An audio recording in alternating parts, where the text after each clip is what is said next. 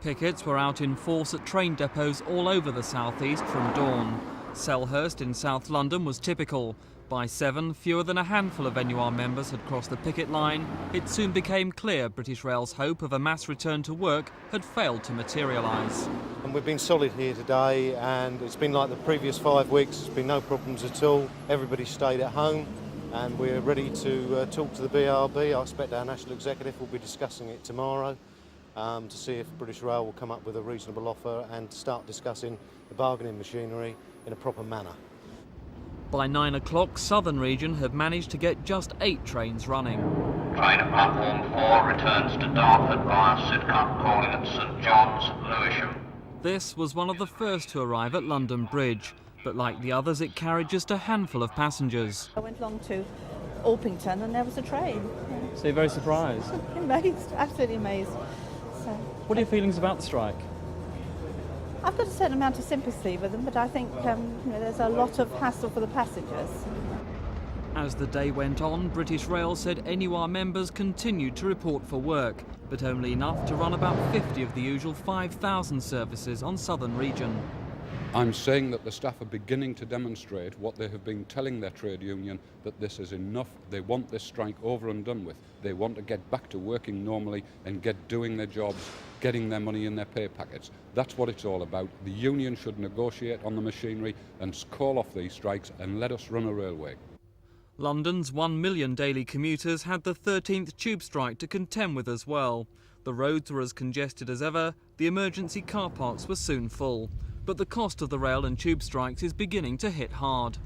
This is the shopping arcade at Bond Street Station today. As you can see, it's deserted. Since the strikes began, shops like these in the southeast have now lost more than £15 million. With no customers, many shops no longer open when there's a strike. This was Bond Street Station yesterday. Busy shops with 40,000 tube passengers passing their doors. The 2,500 shops on stations in the southeast say they can't afford any more disruption. Our business is almost 75% down on the actual day of the tube strike. What's your feeling about that?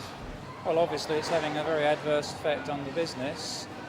We're taking about 5% of a normal day, and your overhead is going on. Yesterday we also spoke to people selling newspapers and flowers outside tube stations. Tomorrow I won't bother coming in because the first couple of strikes I did and we ended up putting money to the take-in, so we lost that. It's ridiculous. Sometimes I've taken £20 here all day. Just standing there all day for nothing, it's a waste of time. But it's not all bad news for business. Hotels have been booked solid during the strikes and the sale of bicycles has rocketed.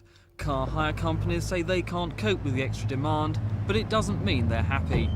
It's very awkward to get around, as you know. You've seen the traffic jams, and they're like that from 5 o'clock in the morning in some areas, and we could do without it.